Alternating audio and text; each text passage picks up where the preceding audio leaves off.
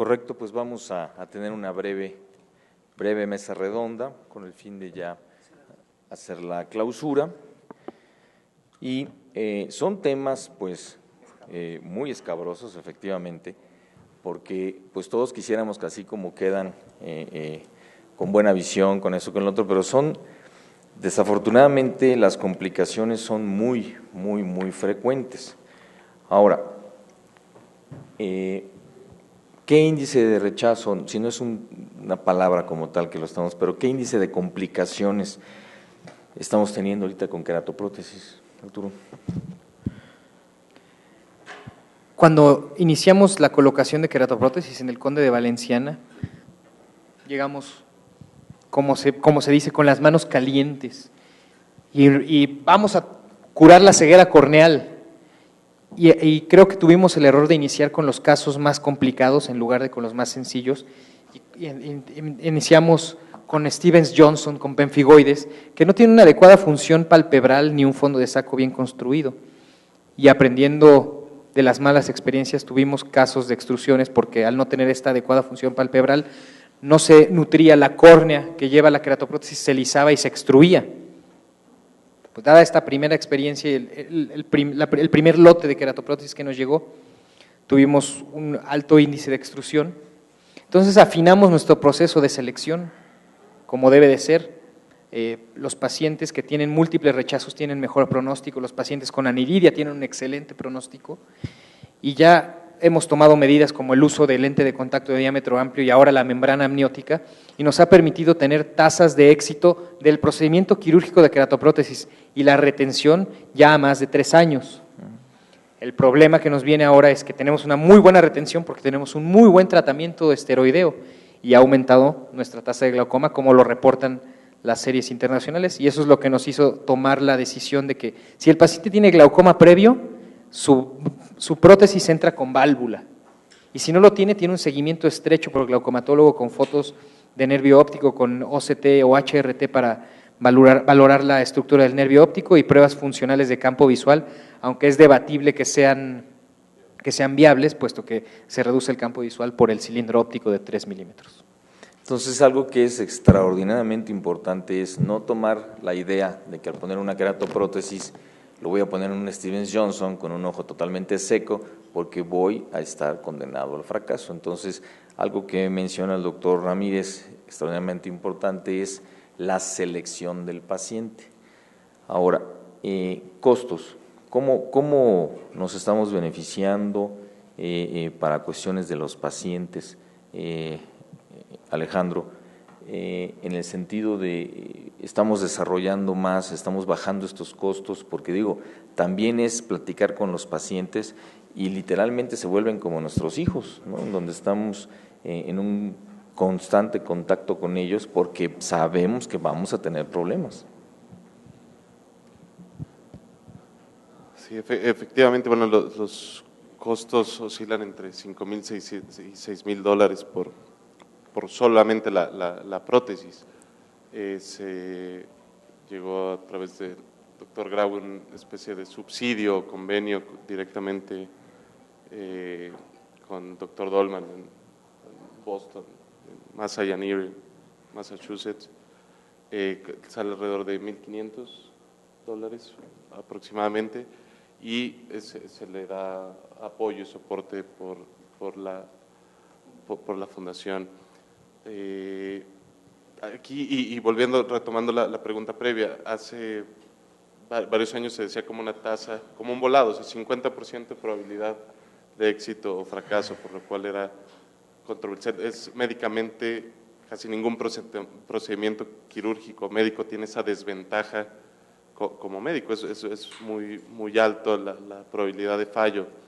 Entonces, bueno, y aquí la labor del doctor Gaue, altruista, incluso no suele cobrar en pacientes privados, pero bueno, eso es ya independiente de cada quien y del tipo de paciente.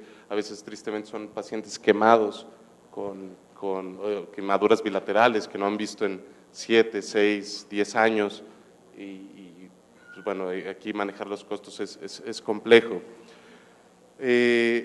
Pero vaya, quizá esta tasa de 50% no sé la respuesta exacta ahorita, pero sí francamente es mucho menor, quizá por ponerle una cifra, 20% de Porque riesgo también de falla por la mejor selección y por los avances en diseño, en materiales, en manejo de glaucoma. Antes no había los avances de OCT, HRT, técnicas quirúrgicas, en fin, etcétera, etcétera. Digo, nos está ayudando muchísimo una mejor selección y una nueva tecnología. Esto es extraordinariamente importante y muy, muy, muy importante también que tenga lágrima el paciente. De otra forma, estamos condenados al fracaso, verdaderamente. En el caso de los injertos queratolímbicos, doctor Víctor Bullosa, ¿cómo nos está yendo a mediano y largo plazo con ellos? Y de igual manera, ¿no? Seleccionando bien al paciente, sobre todo estas últimas técnicas que que mostró Arturo, nos ha ido bastante bien. Regresando a la queratoprótesis, no solamente es la cuestión de los materiales y todo esto, sino también la idiosincrasia de los pacientes, ¿no? Aquí, a diferencia de Estados Unidos o de otros países, hay mucho nivel de pobreza, la higiene no es la misma, está sometiendo a un paciente a un lente de contacto por mucho tiempo, prácticamente toda su vida, con antibióticos de amplio espectro. Eso es lo que hace que a fin de cuentas acaben en endoftalmitis o que no se integra adecuadamente también la queratoprótesis tuya, ¿no? Entonces, aunque el porcentaje originalmente, o sea, yo te preguntan, no es a lo mejor de un 80%, ¿no? Les va bien, falta seguimiento, ¿no? Y habrá que ver cómo les va a estas queratoprótesis de aquí a 1 año, 2 años.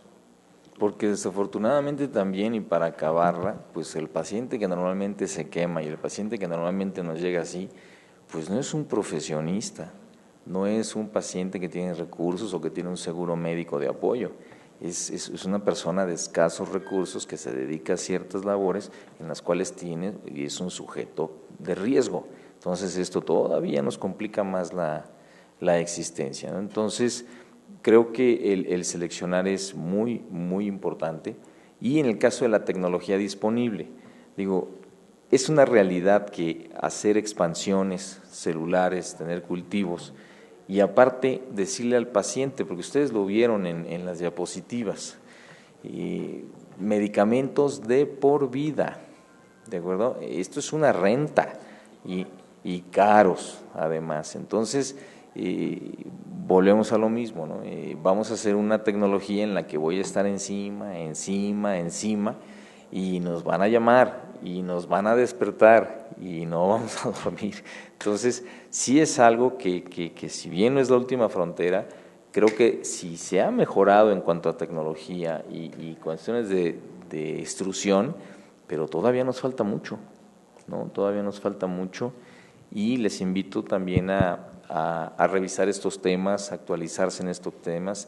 Esto que presentó el doctor Ramírez de la nueva tecnología, el nuevo tipo de queratoprótesis de Boston, extraordinariamente importante y muy interesante. Entonces, hay que estarse actualizando y hacer conciencia. La reconstrucción no es algo fácil, pero es un hecho. Si seguimos una metodología, podemos llegar a sano puerto, no con todos los pacientes. Y esto es también importante, todo esto es a mediano y largo plazo. No es algo que le podamos decir al paciente, sí, como no, mañana está usted bien, no hay ningún problema. No, esto es a mediano y largo plazo. Yo quisiera, perdón que interrumpa, un par de conceptos que han cambiado mucho. Lo que leímos de los libros, y siguen los libros, de que las células queratolímbicas o las stem cells están solamente en el limbo esclerocorneal.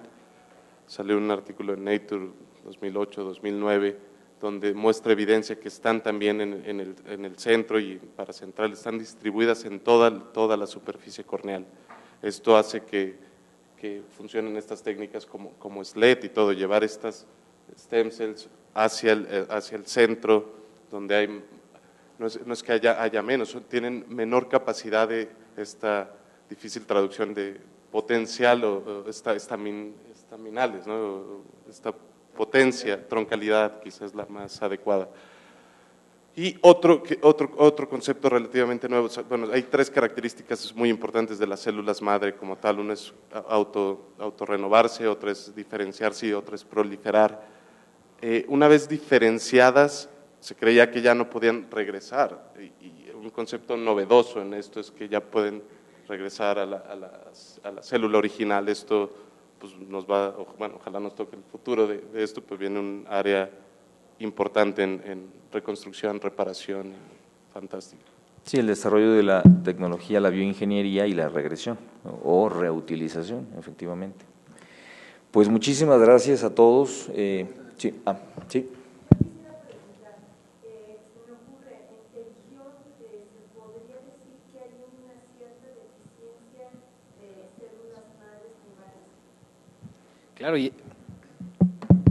Claro que sí, es una de las teorías de la génesis del terigión, ¿no? Que la degeneración elastótica de la conjuntiva generada por los rayos ultravioleta rompe esta barrera bioquímica del limbo temporal expuesto o nasal expuesto y va a generar que se conjuntivalice la córnea y es la génesis del terigión. Por lo tanto, se justifica o se realizó de manera empírica el tratamiento del autoinjerto y es el que comprobado versus la esclera desnuda versus otro tratamiento, rotar conjuntiva, es el que menos índice de recidiva tiene y se cree que es porque sí realmente hubo una deficiencia de células madres en un inicio y se trajo nuevas células madres a donde estaban deficientes, por lo tanto el paciente mejora, pero sí es una muy buena observación. ¿Alguna otra pregunta? ¿Alguna otra pregunta? Sí, doctor. Comentabas del inmunosupresor, el micofenolato, no lo conocemos, nosotros nos quedamos en la ceftriaxona o algún otro, pero ¿qué dosis viene? ¿Quién lo aplica? ¿El reumatólogo? ¿Ustedes mismos? Siempre en abordaje multidisciplinario se puede aplicar en conjunción con un reumatólogo, en comunicación. Siempre, y también vale hacer hincapié, el uso de inmunosupresores por norma oficial mexicana como una cirugía requiere una firma del consentimiento informado. Es importantísimo. En cuanto al micofenolato mofetil, es una molécula desarrollada por Roche y el medicamento original se llamaba Celcept y se utilizaba para evitar el rechazo en trasplante renal. Viene en tabletas de 500 miligramos y se utiliza una tableta cada 12 horas. El que descubrió nuestro paciente de manera genérica al perder Roche la patente se llama Acocept y vale, el de Roche vale el tratamiento de un mes 5,000 pesos y el de Acocept, que es de un laboratorio de la India aprobado por la COFEPRIS, vale 900 pesos el tratamiento de un mes. Sí. Una pregunta más que me surge a partir de la pregunta que hizo la doctora sobre las células límbidas. Se ha intentado, por ejemplo, si vimos que hacemos un trasplante de loco sano a el enfermo, se ha intentado, por ejemplo, tomar células madre de una parte del limbo y pasarla a la zona donde no, y qué resultado ha existido. ¿Hay algún reporte al respecto?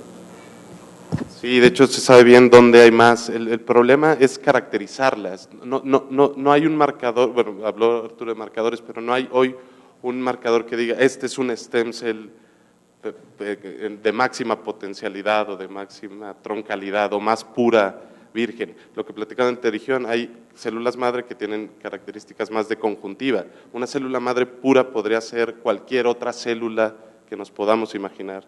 Las condiciones del microambiente, todos son las que van a hacer que se diferencie. De hecho, hay estudios fantásticos, todo en modelos animales inyectadas en distintas zonas. Un modelo de cirrosis inducido en ratón y se inyectan en el vaso. Aparentemente tiene que haber daño para que respondan, o sea, una agresión. Es decir, si a un ojo sano lo llenamos de células madre plenas, probablemente sea incluso dañino. O sea, tienen también, y por ahí vienen las embrionarias que son, bueno, éticamente es súper controversial ahorita, pero las inducidas en laboratorio también tienen teratogeneidad, es decir, pueden causar teratomas. Entonces, y si tuviéramos un marcador de, mira, aquí tenemos 500,000 por milímetro cuadrado de células y las tomamos y las ponemos, sería extraordinario. Ojalá nos toque vivirlo, pero la tendencia va a ser esa, poner, mira, tiene más déficit aquí, ponle aquí, acá y reparas, o las guías para que hagan eso, ¿no? Y otro punto importante también son las de fondo de saco. También están las células pluripotenciales de los fondos de saco de conjuntiva para también hacer expansiones. Entonces también ahí replicar células para conjuntiva como tal. Perdón. Y paradójicamente la membrana amniótica también tiene células madre digo, sé que creo que no, pero esto es también relativamente nuevo. El mesénquima también tiene esta habilidad de regresar cosas que son novedosas y aparentemente pueden formar cualquier otro tejido que nos imaginemos. Sí, estamos completamente en pañales en eso. ¿Ustedes cómo obtienen la membrana amniótica? ¿Ustedes la preparan en su laboratorio o la consiguen en algún laboratorio? Bueno, hasta hace poco tiempo nosotros la preparábamos, ¿no? Tenemos en el propio laboratorio, se utilizaban placentas donadas por mujeres embarazadas que se les había hecho estudios previos de serología y panel viral.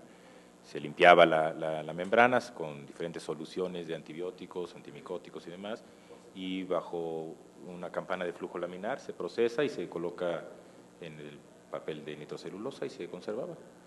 Nada más que a partir de que la COFEPRIS empezó a regular esta situación ya no nos es posible seguirla produciendo. Prácticamente tenemos todavía algunas muestras, la COFEPRIS permitió que las siguiéramos utilizando hasta que se agotara el stock y es la que seguimos utilizando hasta ahora, ¿no? Ya empezaremos tal vez a utilizar otro tipo de membranas, ¿no? Pero hasta la fecha seguimos usando la que nosotros produjimos en aquel entonces y que todavía tenemos en stock. Muy bueno. Es que aquí en el estado hay un banco de tejidos y, Sí, claro. y la preparan y la proporcionan nada más con los datos del paciente, pero no la han probado ustedes esta. No. Puede ser, lo que pasa es que, bueno, la preparación ahí es en fresco y una criopreservada, ¿no? Como todo, en el Distrito Federal a donde llegan son a los centros de desarrollo y tecnología, curiosamente, ¿no? Todo el diseño de campanas de flujo laminar, diseño de camino, todo se diseñó para hacer la membrana. Entonces, pues ahí solamente les puedo preguntar, ¿está todo certificado? Porque honestamente lo dudo. ¿Por qué? Porque COFEPRIS ha sido muy fuerte en la situación y nosotros teníamos todas las regulaciones, todas, por un manual de procedimientos. Todo se cumple, nada más son permisos. Aquí la pregunta sería, bueno, pues a lo mejor sí la están haciendo como se hacen en muchos otros lugares, se quitan cotiledones, etcétera, se limpian, una cama de flujo y se entrega.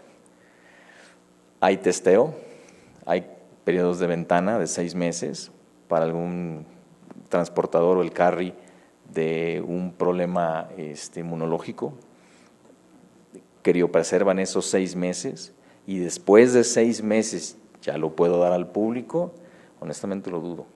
Entonces todo esto está regulado.